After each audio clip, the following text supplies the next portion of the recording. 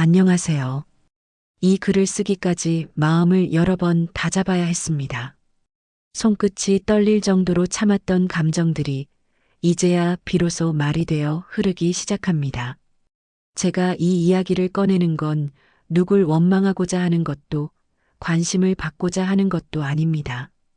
그저 제 삶을 되돌아보며 지금이라도 나 자신을 조금은 안아줘도 되지 않을까 하는 용기를 내보기로 했습니다.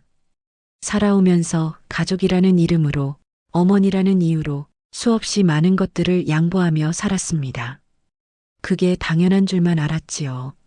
하지만 그 당연함이 때론 사람을 가장 깊이 다치게 한다는 걸 저는 너무 늦게 알았습니다.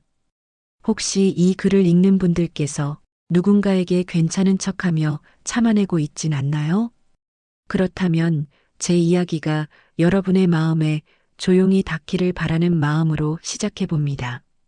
조금 길고 조금 서툴지 몰라도 그저 한 사람의 어머니가 쓴 삶의 기록이라 생각하고 들어주시면 고맙겠습니다.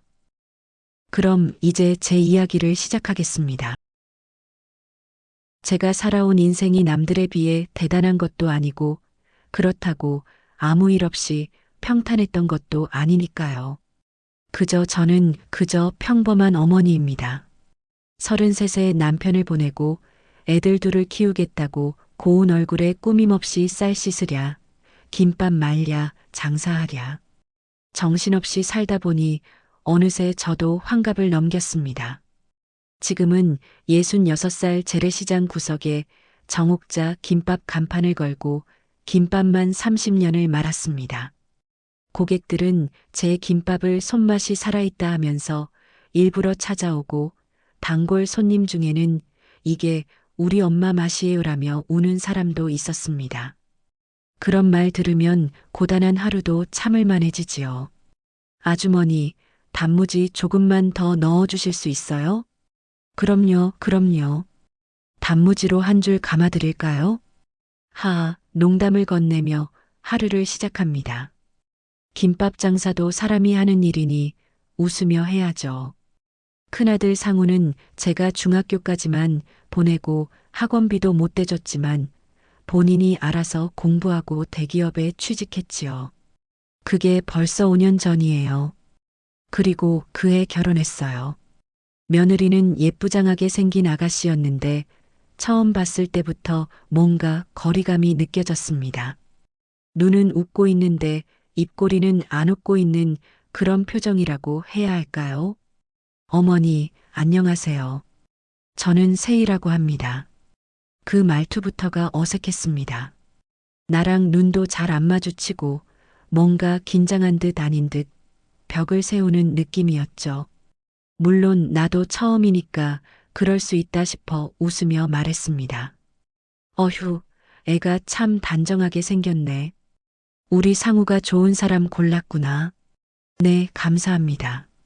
그렇게 인사를 하고 돌아서는데도 내 뒷모습을 보는 눈이 무슨 말씀이든 다 삼키고 있는 것 같았어요. 그리고 그로부터 1년 뒤 작은 아들 준호도 결혼을 했습니다. 아내 되는 아이는 소윤이라고 하는데 그 아이는 처음부터 달랐어요. 어머니, 전부터 이야기 많이 들었어요. 김밥 장사하시잖아요. 저도 김밥 진짜 좋아해요. 처음부터 눈을 동그랗게 뜨고 웃으며 다가왔습니다. 어머니가 만드시는 김밥 언젠간 꼭 먹어보고 싶어요. 제가 한번 도와드려도 돼요? 그 말에 나도 모르게 웃음이 나왔습니다. 그래, 사람은 진심이 통하는 법이지요. 그래, 오고 싶을 때 오렴. 시장이 힘들긴 해도 사람이 참 정겹단다. 그날 이후 소윤이는 가끔 장사하는 날 오면 김밥도 싸주고 청소도 하고 손님들한테 인사도 합니다. 어머니 손맛 최고예요. 그 한마디에 하루 피곤이 싹 풀립니다. 세희는 잘 안 오지요. 한 번도 시장에 얼굴 들인 적이 없습니다. 심지어 내 생일에도 안부 전화 한 통 없는 날이 많습니다. 상우야. 너희는 언제 시간 좀 낼 수 있겠니? 같이 밥 한번 먹자. 아, 엄마, 이번 주는 바빠서 힘들 것 같아. 다음에 꼭 연락드릴게. 그렇게 몇 달이 지나도 연락이 없는 건 익숙한 일입니다. 아들이 아니라 며느리가 벽을 치는 느낌이랄까요? 그러던 어느 날이었습니다. 시장에서 장사를 마치고 집에 들어왔는데 옆집 순자 이모가 와서 핸드폰 화면을 보여주는 겁니다. 정옥자, 이거 봐. 너 김밥 장사하는 거 내 며느리가 인스타그램에 올린 거야. 눈을 의심했지요. 사진 속엔 와인잔 들고 웃고 있는 세희와 친구들. 그 아래 댓글엔 이런 말이 달려 있었어요. 우리 시어머니는 김밥 냄새 나서 엘리베이터도 같이 못 타 키읔키읔. 심장이 철렁 내려앉았습니다. 이게 농담일까요? 장난일까요? 아무리 농담이라도 사람한테 이럴 수 있는 건가요? 그날 밤 한참을 이불 속에 누워 잠도 못 잤습니다.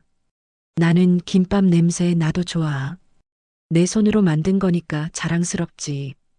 혼잣말로 그렇게 말해봤지만 속은 쓰리고 목이 메었습니다. 제가 평생을 걸어온 이 시장통의 인생이 누군가에겐 조롱거리였다는 게 그렇게도 슬펐습니다. 똑같이 며느리고 똑같이 내 아들 내 아내인데도 자꾸만 마음이 한쪽으로 쏠리는 나 자신이 미웠거든요. 하지만 그날 있었던 일을 되짚어보면 나도 어쩔 수 없었다는 생각이 듭니다. 그날은 김밥집을 연 지 꼭 30년 되는 날이었습니다. 오래 했다 싶으면서도 내 삶 전부가 그 한 평짜리 가게에 있었지요. 기념이라기보다는 내가 좋아하는 사람들하고 따뜻한 밥 한 끼 하고 싶어 며느리들까지 초대했습니다. 작은아들 준호 내외는 일찌감치 오겠다고 했고 큰아들 상우는 좀처럼 답을 안 주더군요. 결국 당일 아침에서야 문자가 왔습니다. 세희가 오늘 시간 비웠대요. 같이 갈게요, 엄마. 그 문자를 보는 순간 솔직히 좀 설렜습니다. 처음이자 마지막일지도 모르니 애써 기분 좋은 날 만들고 싶었어요. 김밥은 내 손으로 정성껏 말았습니다. 단무지도 두툼하게 썰고 우엉은 간장을 줄여 감칠맛을 살렸지요. 잡채, 멸치볶음, 소불고기까지 한 상을 차리고 기다렸습니다. 세희는 상우 손을 잡고 들어섰습니다. 옷은 비싼 게 한눈에 보였고 구두도 윤기가 자르르 흐르더군요. 그런데 표정은 마지못해 온 사람 같았습니다. 작은 며느리 소유는 상에서 일어나 환하게 웃으며 인사를 건넸습니다. 형님, 오랜만이에요. 오늘 너무 예쁘세요. 머리 스타일도 되게 잘 어울리시네요. 말 한마디에 예의가 묻어나는 아이죠. 그 말에 세희는 대충 웃더니 자기 가방을 소파에 툭 내려놓고 대답했습니다. 아, 고마워. 동서 옷은 어디서 산 거야? 좀 튀네. 딱 봐도 시비를 거는 말투였습니다. 저는 속이 철렁했지만 소윤이는 전혀 얼굴색 하나 안 바꾸고 말했습니다. 아, 이거요? 아울렛에서 세일하길래 샀어요. 형님도 마음에 드시면 같이 가요. 제가 멤버십 있어서 추가 할인돼요. 그 말을 듣는 순간 저는 가슴이 찌르르 했어요. 말이야 쉬워도 저 상황에서 저런 태도 보이기 어려운 거 압니다. 말 한마디에 사람이 보이잖아요. 식사 후 소윤이랑 부엌에서 설거지를 하며 저는 속내를 꺼냈습니다. 소윤아, 아까 형님 말투 내가 들어도 좀 그렇더라. 기분 상하지 않았니? 소윤이는 웃으며 말했습니다. 어머니, 저는 괜찮아요. 형님이 저보다 위시잖아요. 그냥 그렇게 받아들이면 마음 편하더라고요. 그 한마디에 내가 괜히 울컥했습니다. 나이를 떠나 정말 사람 됨됨이가 깊은 아이예요. 저는 그날 밤 세희를 따로 방으로 불렀습니다. 괜히 둘 사이 어색해질까봐 좋게 풀어보려고 말문을 열었습니다. 세희야, 잠깐 얘기 좀 하자. 아까 소윤이한테 반말하더라. 물론 내가 큰 며느리라 위긴 하지만 그 애가 너보다 4살 많잖니. 서로 존중하며 지내면 좋잖아. 그러자 세희는 휴대폰을 내려놓으며 눈썹을 살짝 찌푸렸습니다. 어머니, 저 솔직히 말해도 돼요? 그래. 뭐든지 말해보렴. 저는요, 어머니랑 있는 자리가 좀 불편해요. 동서도 마찬가지고요. 나이든 뭐든 간에 결국 가족이란 이름 하나로 묶여 있지만 사실 남이잖아요. 저는 제 기준에서 편한 방식으로 대하고 싶은 거예요. 그 말에 저는 말문이 막혔습니다. 세희야, 내가 그렇게 느끼는 건 알겠는데. 그리고 어머니, 솔직히 말씀드리자면 저번에도 느꼈어요. 자꾸 저한테 이것저것 시키시잖아요. 아까 신발 정리도 그렇고, 저 그런 거 좀 불편해요. 어머니가 저를 가족이라기보단 아래 사람처럼 느끼시는 것 같아서요. 저는 순간 허탈해서 말이 안 나왔습니다. 내가 그랬다고 느꼈구나. 네. 저는 존중받고 싶어요. 부탁은 상우한테 해주시면 안 될까요? 그 말을 끝으로 세희는 방을 나갔고 저는 혼자 멍하니 앉았습니다. 무얼 잘못했는지도 모르겠고 뭘 어떻게 고쳐야 하는지도 모르겠더군요. 가만히 거실에 앉아 있다가 남편 사진이 눈에 들어왔습니다. 33의 날 두고 떠난 사람. 그 사람 앞에 조용히 앉아 속삭이듯 말했습니다. 여보, 큰 며느리가 나보고 남처럼 대해달래. 부탁도 하지 말래. 신발 정리 좀 해달란 말도 부담이었대. 내가 애써준 것도 다 불편했나 봐. 사진 속 남편은 늘 그렇듯 조용히 웃고 있었습니다. 저는 그 얼굴을 보며 중얼거렸습니다. 그래. 그 아이 말대로 나도 남처럼 대할게. 진심 없이 웃는 사람한테 내 마음 더 안 쓸래. 우리도 이제 남이니까. 그날 이후로 저는 많이 바뀌었습니다. 그리고 그제야 선명히 보이기 시작했습니다. 누가 내 곁을 따뜻하게 지켜주는 가족인지, 누가 나를 부끄러워하고 거리를 두는 타인인지, 이제는 그 차이를 잊지 않기로 했습니다. 진심 없는 관계에 더 이상 마음을 주지 않겠다고 저는 그렇게 결심했습니다. 사람 말이라는 게 들은 그대로 믿었다가 다치기도 하고 웃는 얼굴을 고지곳대로 받아들였다가 허망해지기도 하거든요. 그날 이후 저는 사람의 겉말보다 속마음을 먼저 살피게 되었습니다. 김밥 장사를 끝내고 늦은 오후 집에 돌아왔을 때였습니다. 마침 옆 가게 순자 이모한테서 전화가 걸려왔습니다. 옥자야, 너 지금 집이냐? 나 좀 잠깐 볼 수 있겠니? 급하게 올라온 이모는 안부도 생략한 채 핸드폰을 내밀었습니다. 화면엔 낯익은 얼굴들이 있었습니다. 크고 화려한 레스토랑, 와인잔을 든 여자들 사이에서 멀끔하게 차려입은 큰 며느리 세희가 웃고 있었습니다. 이게 뭐예요, 이모? 제가 묻자 이모는 목소리를 낮추어 말했습니다. 지인이 이거 보고 내 며느리 맞냐고 물어서 댓글 좀 봐. 손끝으로 화면을 넘기던 순간 저는 그만 그대로 굳어버리고 말았습니다. 우리 시어머니는 김밥 냄새 나서 엘리베이터도 같이 못 타 키읔키읔. 한 줄짜리 문장인데도 그 문장이 머릿속을 망치처럼 내려쳤습니다. 눈앞이 아찔했고 입술이 저절로 굳어졌습니다. 순자 이모는 조심스럽게 제 손등을 토닥였습니다.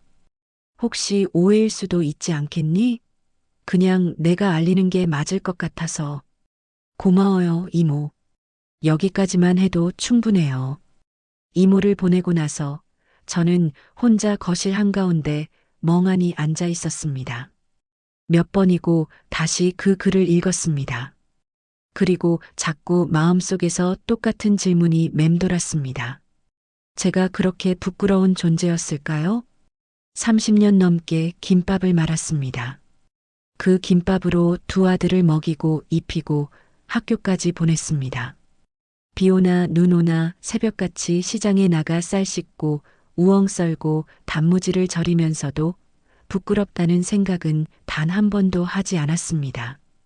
그런데 제 며느리는 김밥 냄새 난다며 사람들 앞에서 저를 조롱했습니다. 그게 우스갯소리든 진심이든 상관없습니다. 그 말이 나온 시점부터 저는 사람으로서 모욕당한 기분이었습니다. 그날 밤 저는 잠을 이루지 못했습니다. 온몸은 피곤했지만 눈은 감기질 않았습니다. 머릿속에 세이의 웃는 얼굴과 그 댓글이 계속해서 교차했습니다. 저렇게 생각하면서 그동안 웃고 있었던 거야? 그 사실이 더 무서웠습니다. 차라리 대놓고 싫어했다면 마음이 덜 다쳤을지도 모릅니다. 다음 날 아침 김밥 재료를 사러 다시 시장에 나갔습니다. 단골 손님인 민자 아주머니가 저를 보고 말을 걸었습니다. 정 사장님, 얼굴이 왜 이리 푸석하세요? 어젯밤에 잠 못 주무셨어요? 아, 그냥 좀 피곤해서요. 요즘 입맛도 없고요.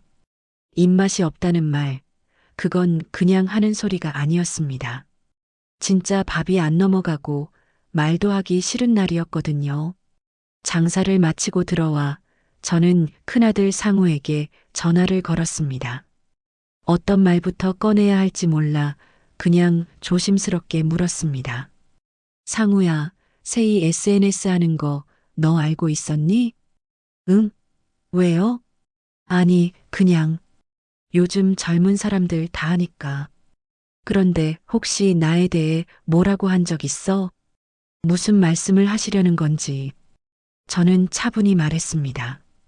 김밥 냄새 나서 엘리베이터도 같이 못 탄다더라. 그런 말 세이 입에서 나왔다는 얘기를 들었거든. 상우는 잠시 침묵했습니다. 그리고 그 침묵이 곧 대답이란 걸 저는 알았습니다.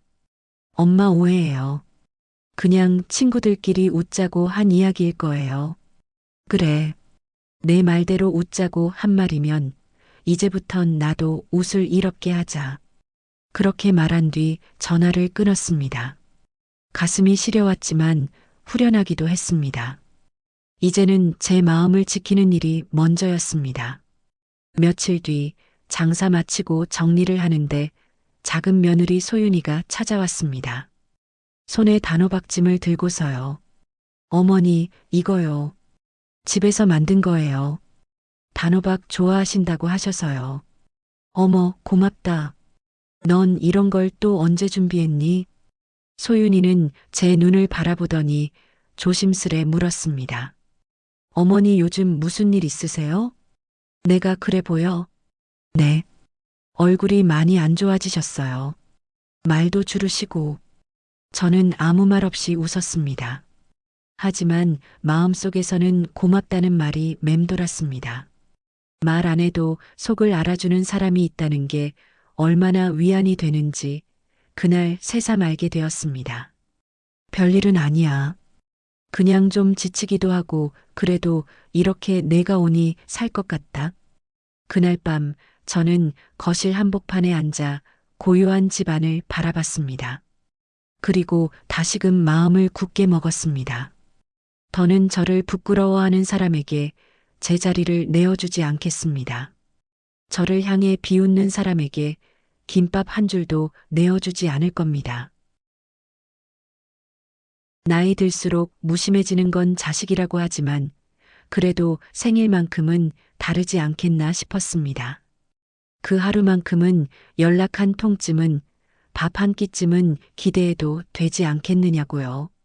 하지만 결국 저는 또 한 번 깨달았습니다. 누군가에게는 당연한 게 누군가에게는 아무것도 아니라는 걸요. 제 생일이었던 날 아침 김밥집 문을 닫고 하루를 쉬었습니다. 평소처럼 시장 어귀를 지나칠 때 민자 아주머니가 다가오며 물었습니다. 정 사장, 오늘 안 열어? 어디 편찮으세요? 제가 웃으며 말했습니다. 오늘 제 생일이라 그냥 집에서 쉬려고요. 어머, 생일이셨어요? 축하해요. 아들 며느리들이 맛있는 거 해드리겠네. 그 말을 듣고 저도 모르게 마음이 움찔했습니다. 대답은 했지만 속으론 알았습니다. 축하 전화 한 통 없이 조용한 하루가 될 거라는 걸요. 집에 돌아와 혼자 미역국을 끓였습니다. 아침부터 소윤이에게 연락이 없길래 혹시 잊었나 싶었는데 오후가 되자 문자가 도착했습니다. 어머니, 생신 진심으로 축하드려요. 오늘 저녁에 들러서 미역국 한 그릇 같이 해도 될까요? 휴대폰을 들고 한참을 쳐다보았습니다. 작은 며느리 소윤의 짧은 문자 한 통이 제 마음을 단단하게 붙들어 주었습니다. 저는 곧바로 답장을 보냈습니다. 그래, 조심히 오너라. 뭐라도 같이 먹자. 그런데 저녁이 되기 전 참 어이없는 일이 벌어졌습니다. 휴대폰 알림이 울려서 인스타그램을 열어보니 세희가 올린 사진이 보였습니다. 화이트 와인잔을 든 사진, 고급 라운지에 앉아 창밖을 찍은 구도로 올라온 그 게시물의 문구가 눈에 들어왔습니다. 발리로 떠나요. 남편과 둘이 힐링타임. 그 밑에는 친구들이 남긴 댓글이 줄줄이 달려 있었습니다. 꺄 언니 너무 예뻐요. 시댁은 어쩌고?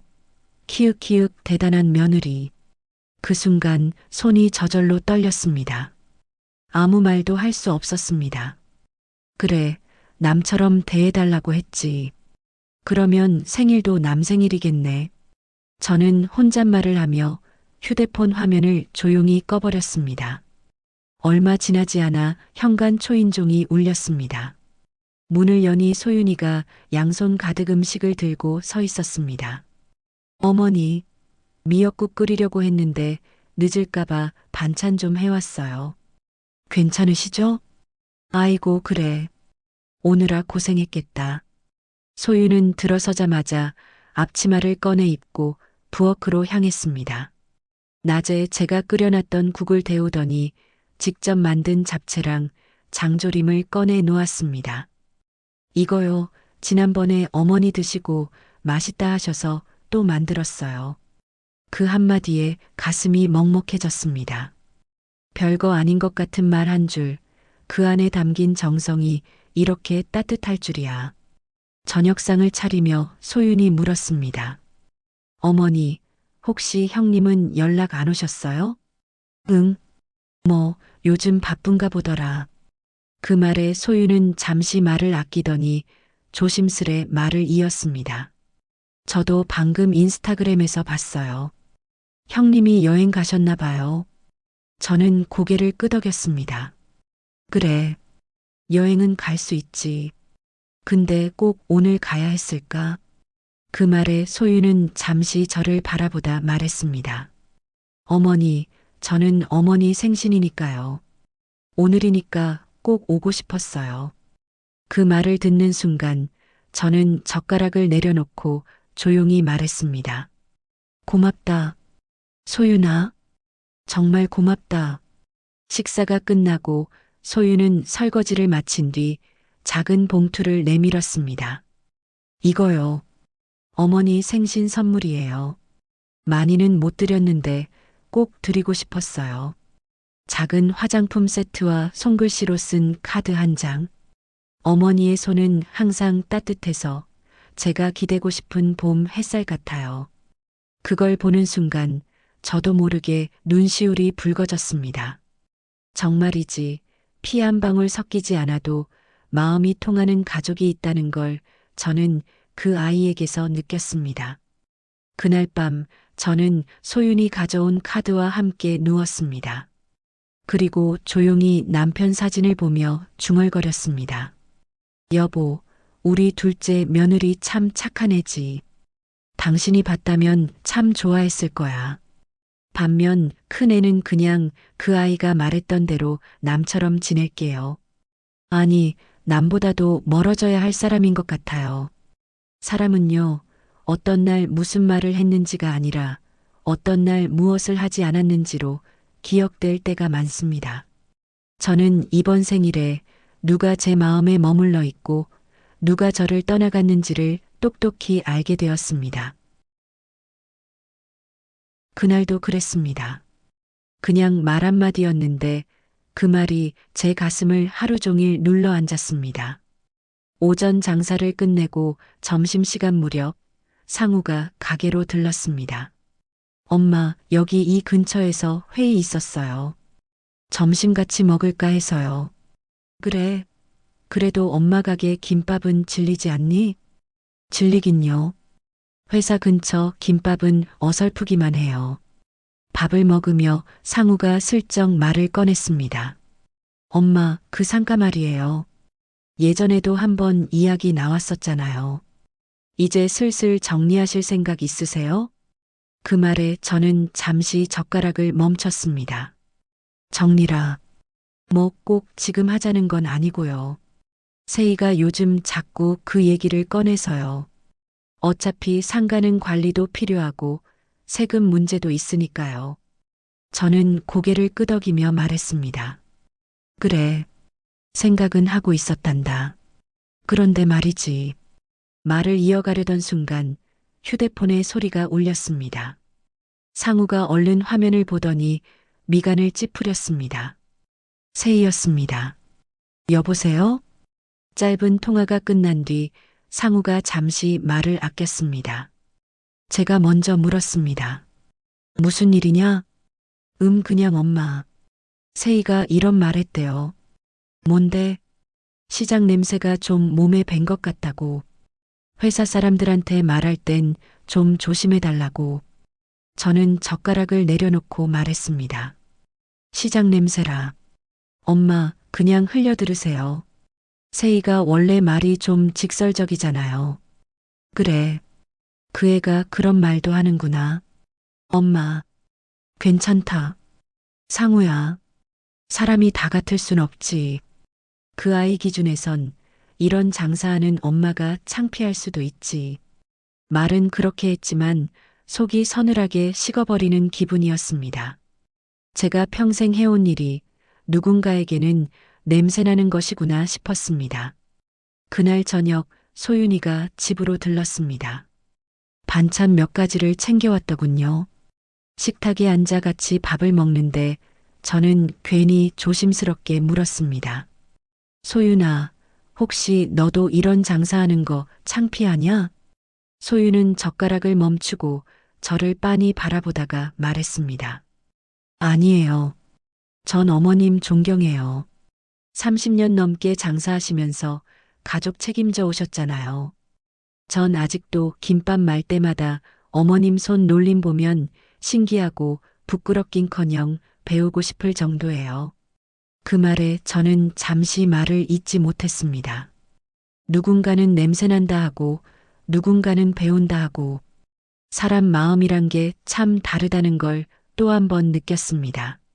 며칠 뒤 세희와 상우가 집으로 찾아왔습니다. 차를 한 잔 나누며 조심스레 또 그 얘기를 꺼내더군요. 어머니 상가명에 정리하실 거면 저희가 이어받는 게 제일 합리적일 것 같아요. 세무사랑도 얘기해봤는데 증여세 계산해서 진행하면 나중에 저희도 준비하기 쉬울 것 같고요. 저는 웃으며 물었습니다. 그럼 둘째네는? 세희는 아주 짧게 대답했습니다. 어머님, 상우 씨가 장남이잖아요. 집안 재산은 원래 그렇게 가는 거 아닌가요? 그 순간 무언가 제 안에서 조용히 깨졌습니다. 그래, 결국 이 애한텐 김밥집 사장 시어머니는 그냥 배경이었구나 싶었습니다. 그날 밤 저는 서랍 속에서 상가 서류를 꺼내 다시 들여다봤습니다. 그리고 마음을 굳혔습니다. 그 애한텐 주지 않겠다고. 제가 짓밟히며 살아온 이 세월을 그렇게 쉽게 넘겨주진 않겠다고 말입니다. 사람의 말보다 무서운 게 마음이라면 마음보다 더 서러운 건 속마음이 들켜버린 순간이 아닐까 싶습니다. 저는 그날 그 순간을 마주했습니다. 그 전까지만 해도 어떻게든 믿고 싶었고 어떻게든 좋은 쪽으로 생각하려고 했습니다. 하지만 어느 지점에 도달하면 사람 마음도 더는 감싸지 못하고 그대로 찢어지게 마련입니다. 그날은 일요일 오후였습니다. 오랜만에 가게 문을 닫고 집에서 쉬는 날이었습니다. 거실에 앉아 TV를 틀어두고 있었지만 화면은 눈에 들어오지 않았습니다. 무릎을 덮고 있던 담요를 한번 여미고 옆에 있던 핸드폰을 집어들었습니다. 사실 저는 SNS 같은 건 잘 안 합니다. 사진 올리는 것도 서툴고 친구가 누군지도 몰라서 그냥 보고만 넘기는 편입니다. 그런데 어찌된 영문인지 화면 아래 추천 친구 목록에 익숙한 이름 하나가 떠 있었습니다. 세이라는 큰며느리 이름.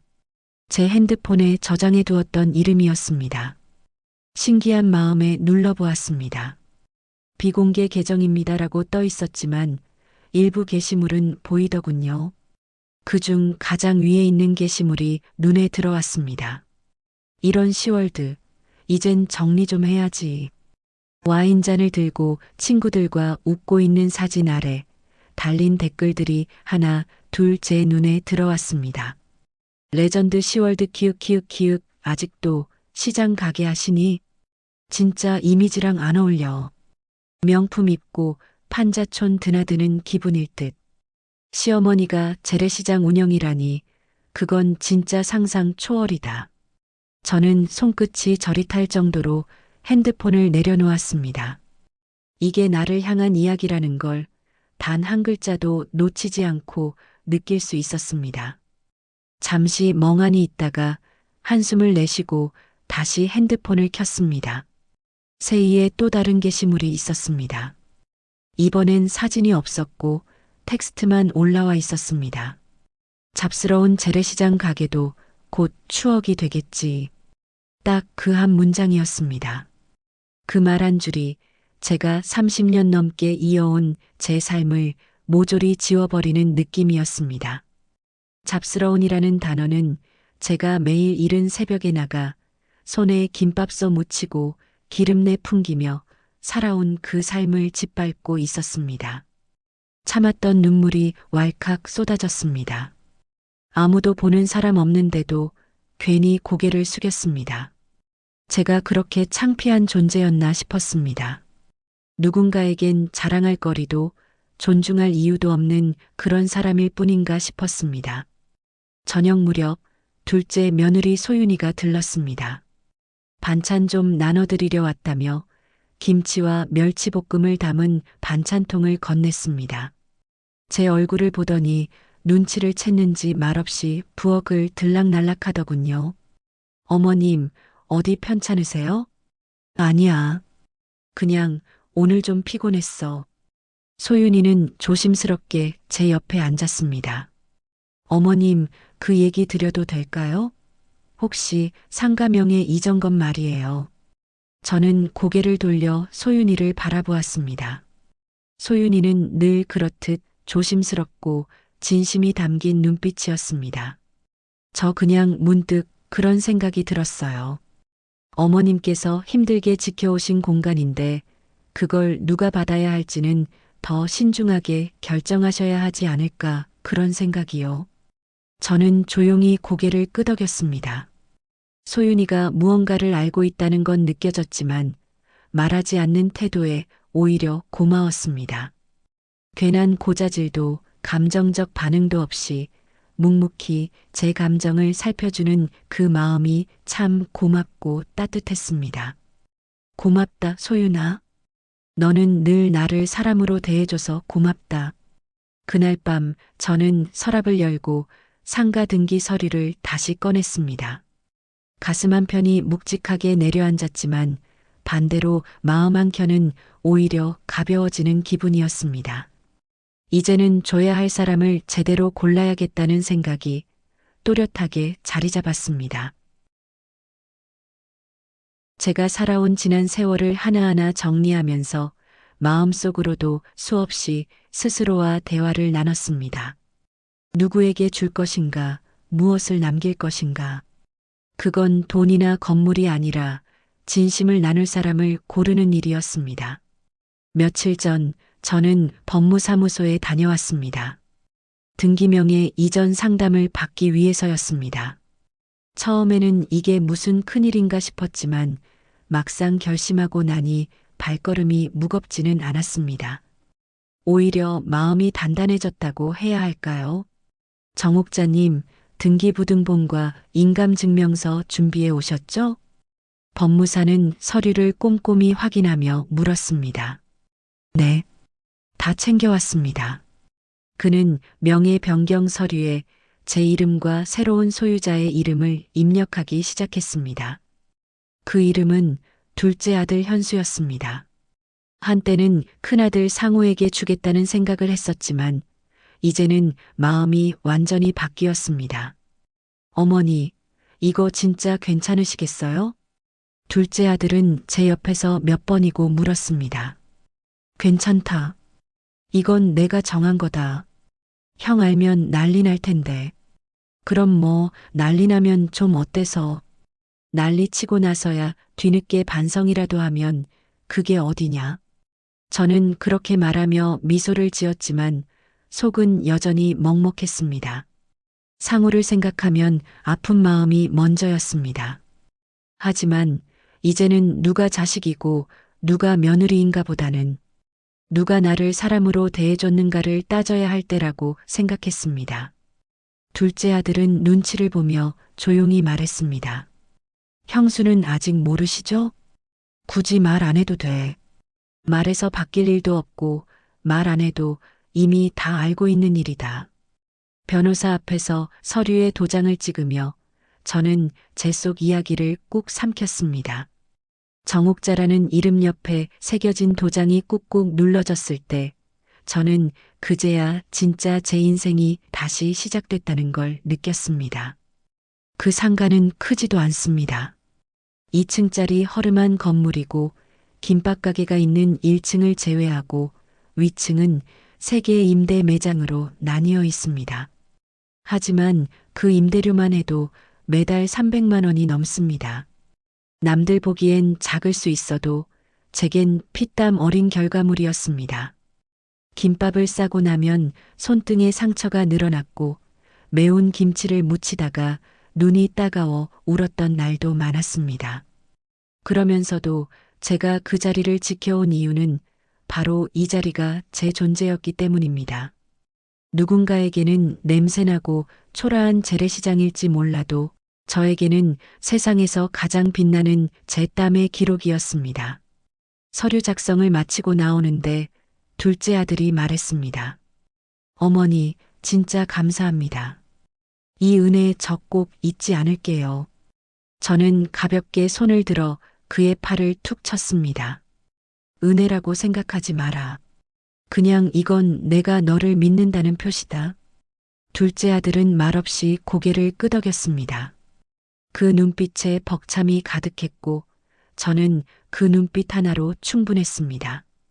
그날 저녁 집으로 돌아오자 마침 둘째 며느리 소윤이가 와 있었습니다. 생강차를 끓이고 있었는지 은은한 냄새가 방 안을 채웠습니다. 어머님 다녀오셨어요? 차 드릴게요. 응, 고맙다. 생강차를 받아들며 저는 조용히 그녀를 바라봤습니다. 소윤이는 여전히 저를 향해 두 손을 가지런히 모은 채 서 있었습니다. 소윤아? 네, 어머님. 내가 고생해서 만든 이 자리 진심으로 나를 사람으로 대해준 이한테 주기로 했다. 너희 아버님도 하늘에서 그러셨을 거다. 잘했다고. 둘째 며느리 소윤이는 눈을 깜빡이며 말없이 고개를 숙였습니다. 그녀의 눈가가 살짝 젖어 있는 걸 보며 저는 그제야 긴장이 풀렸습니다. 그날 밤 처음으로 편히 잠이 들었습니다. 아무도 모르게 속으로 울지도 않고 자다가 벌떡 일어나지도 않고 그냥 조용히 눈을 감고 편히 쉴 수 있었습니다. 몇 달 후 갑작스러운 방문에 문을 열자마자 마주한 얼굴이었습니다. 그토록 오만하고 당당했던 며느리 세희가 울먹이며 제 앞에 서 있었습니다. 어머님 정말 죄송해요. 그동안 연락 못 드려서. 그 뒤에 서 있는 상우는 말없이 고개를 숙이고 있었고 분위기부터 낯설었습니다. 둘이 함께 저를 찾아온 것도 오랜만이었고 그 표정은 더더욱 익숙하지 않았습니다. 무슨 일로 왔니? 제 말투는 차가웠지만 억지로 꾸며낸 것이 아니었습니다. 그동안 제 마음에 켜켜이 쌓였던 것들이 그 한마디에 스며들어 있었습니다. 세인은 떨리는 손으로 쇼핑백 하나를 내밀었습니다. 어디서 구한 건지 모를 과일과 약과가 담긴 종이봉투였지만 제게는 아무 의미 없었습니다. 어머님, 지난 일은 다 제 철없던 시절의 실수였어요. 그땐 사회생활에 치여서 주변 시선에 민감했던 것 뿐이에요. 요즘엔 후회 많이 해요. 진심으로요. 그 순간 저는 마음 한쪽이 차갑게 얼어붙는 느낌을 받았습니다. 철없던 시절, 제가 김밥을 싸느라 손이 터지고 허리가 휘던 그 시간, 그 아이는 철이 없었다는 걸로 모든 걸 덮으려 했습니다. 그건 후회가 아니었습니다. 그건 변명에 불과했습니다. 저는 천천히 그녀를 바라보며 말했습니다. 내가 날 김밥 냄새 난다고 부끄러워했지? 시장 사람들 앞에서 인사도 안 하고 나랑 마주치는 것도 싫다고 했던 거, 그게 철없던 시절이라고 하면 다 잊을 수 있는 거니? 세인은 당황한 듯 제 눈치를 보며 말을 잇지 못했습니다. 어머님, 저희가 요즘 좀 많이 힘들어요. 회사에서 일이 힘들어졌고 남편도 프로젝트에서 밀려나서.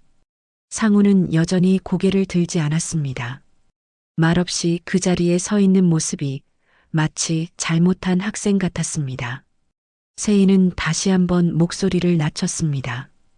그래서 어머님께 잠시만 좀 도움을 받을 수 있을까 해서요. 저희 정말 많이 반성했어요. 저는 그제야 웃음이 나왔습니다. 그 웃음은 따뜻함이 아니라 씁쓸한 비웃음에 가까웠습니다. 내가 그렇게 창피해하던 시장 상가, 그거 도와달라고 온 거니? 세이의 얼굴이 붉게 질렸습니다. 한동안 말을 잇지 못하다가 결국 조심스레 물었습니다. 혹시 아직 상가명의 어머님 이름으로 돼 있죠? 저는 고개를 천천히 저었습니다. 아니, 벌써 바뀌었단다. 지금은 둘째 아들 이름으로 되어 있어. 내가 고생해서 만든 이 자리, 날 존중해준 사람한테 넘긴 거다. 그 말에 큰 며느리 세이의 얼굴에서 피가 싹 가셨습니다. 입술을 질끈 깨물더니 한 손으로 이마를 짚었습니다. 그럼 저희는 아무 도움도 받을 수 없단 말씀이세요? 그제야 옆에 서 있던 큰아들 상우가 말문을 열었습니다. 엄마, 그냥 잠깐만이라도. 명의를 우리 쪽으로 돌렸다가 나중에. 말 돌리지 마라, 상우야. 저는 단호하게 잘랐습니다. 내가 엄마를 어떻게 대해왔는지, 내 마누라가 무슨 말을 했는지 다 받고 들었다. 그런데 이제 와서 손 벌리러 오는 게 너무 뻔뻔하지 않니? 세인은 애써 웃으며 말했습니다. 어머님, 그런 식으로까지 말씀하시면 저 정말 상처받아요. 상처? 나는 내가 김밥 냄새 난다고 했던 말에 심장이 찢어졌단다. 그런데 넌 지금 상처 운운하니? 넌 날 모르는 사람처럼 대했잖니. 이제 나도 너를 모르는 사람으로 대할게. 그 순간 거실의 공기가 딱딱하게 굳어졌습니다. 말 한마디 없는 정적 속에서 저는 다시 한번 제 결정을 확신했습니다. 그 아이들에게 줄 것은 이제 아무것도 없습니다. 이제는 저도 사람 가려가며 마음을 줘야 한다는 걸 알게 되었기 때문입니다. 상처는 완전히 아물진 않았지만 그 자리에 새살이 돋아난 기분이라고 할까요? 이제야 비로소 저도 제 인생을 제 이름으로 살아가는 기분입니다. 어머니, 여기 사진 올리면 더 예쁘게 나와요. 필터는 이걸로 맞추시고요. 소윤이가 제 옆에서 휴대폰 화면을 들여다보며 웃었습니다. 이제는 저도 꽤나 능숙하게 SNS에 글을 올립니다. 며칠 전 올린 오늘은 묵은지, 김밥이 인기예요라는 글에는 직접 가서 먹고 싶어요. 라는 댓글이 수십 개 달렸습니다. 예전에는 상상도 못했습니다. 제가 손으로 김밥 말고 화면을 손가락으로 누르며 광고를 하게 될 줄이야. 어머니, 가게 앞 간판도 바꿔야죠. 소윤 김밥이라고요. 에이, 너 이름만 나가면 내가 빠지는 거잖니. 그럼요, 저는 대표 아니에요. 김밥의 어머니는 어머님이시죠. 김밥의 어머니는 또 뭐니, 웃겨서 원. 둘째 아들 수연이도 옆에서 웃었습니다. 그 웃음이, 그 말투가 저는 참 좋습니다. 이젠 억지로 숨 쉴 필요도, 눈치 볼 일도 없는 가족이 생긴 겁니다. 그날도 점심 장사를 마치고 셋이서 잠깐 앞에 걸터 앉아 쉬고 있었습니다. 햇빛이 따사롭게 내리쬐는 오후였고 시장엔 손님들로 북적였지만 저희 셋이 있는 가게 앞은 평온한 시간이 흐르고 있었습니다. 그때 저 멀리서 누군가 다가오는 게 보였습니다. 눈을 가늘게 뜨고 보니 새이였습니다. 모자 푹 눌러쓰고 선글라스까지 낀 채 어정쩡하게 서 있더군요. 옆엔 상우도 없이 혼자였습니다. 주변을 두리번거리던 그녀는 저희 셋이 웃으며 대화 나누는 걸 보고 한참을 망설이다 그냥 돌아서 가버렸습니다. 저는 아무 말 없이 그 뒷모습을 조용히 바라보다가 작은 한숨을 쉬었습니다. 어머니, 괜찮으세요? 소윤이의 목소리에 저는 고개를 끄덕였습니다. 괜찮다. 이젠 다 지나간 일이야. 그 애는 그 애대로 살고 나도 나대로 살 뿐이지. 예전에 그러더라. 날 남처럼 대해달라고. 그래서 정말 남처럼 대하려고. 그 말을 하고 나니 가슴이 이상하게 후련했습니다. 긴 세월 애써 쥐고 있던 무언가를 내려놓는 느낌이랄까요? 그날 저녁 소윤이와 수연이와 함께 시장 가게 앞에서 사진을 한 장 찍었습니다. 조리대 앞에서 소윤은 김밥을 말고 저는 옆에서 웃고 있었고 수연이는 그걸 핸드폰으로 찍어주었습니다. 사진은 참 따뜻하게 나왔습니다. 카메라 너머의 햇살이 저희 얼굴을 참 다정하게 비쳤습니다. 그 사진을 저는 제 SNS에 올렸습니다. 글은 짧았지만 제 인생에서 가장 진심 어린 한마디였습니다. 진짜 가족은 손맛보다 진심을 나누는 사람입니다. 몇 분도 안 돼서 댓글이 하나둘 달리기 시작했습니다. 보기 좋아요. 김밥만큼 정이 느껴져요. 이런 가족 부럽네요. 가게 꼭 들를게요, 어머님. 저는 화면을 보며 오래도록 웃었습니다. 어느 날은 상처로 피멍들었던 이 손이 이제는 사람들에게 따뜻한 김밥과 따뜻한 마음을 전하고 있었습니다.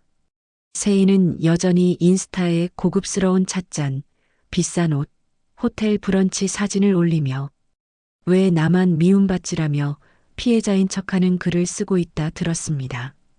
하지만 저는 그 글을 보고도 더 이상 화가 나지 않았습니다. 그 아이가 뭘 잃었는지를, 뭘 끝내 못 가졌는지를 이제 저는 똑똑히 알기 때문입니다. 그 애는 김밥 냄새를 부끄러워했지만 저는 그 냄새 덕분에 사람과 마음을 얻었습니다. 이제 제 삶엔 부끄러울 게 없습니다. 손에 묻은 김밥의 참기름 냄새조차 이제는 자랑입니다. 진짜 가족을 곁에 두게 해준 소중한 향기입니다. 이제 제 이야기를 끝맺으려 합니다. 혹시 이 글을 읽으신 여러분께 묻고 싶습니다. 만약 여러분이 저와 같은 상황에 놓였더라면 과연 어떤 선택을 하셨을까요? 평생을 아끼고 챙겨온 자식이 자기 손으로 고른 배우자와 함께 제가 걸어온 삶을 조롱하고 부끄러워했다면 여러분은 어떻게 하셨을까요? 어떤 분은 제가 너무 단호했다고 느끼실지도 모르겠습니다.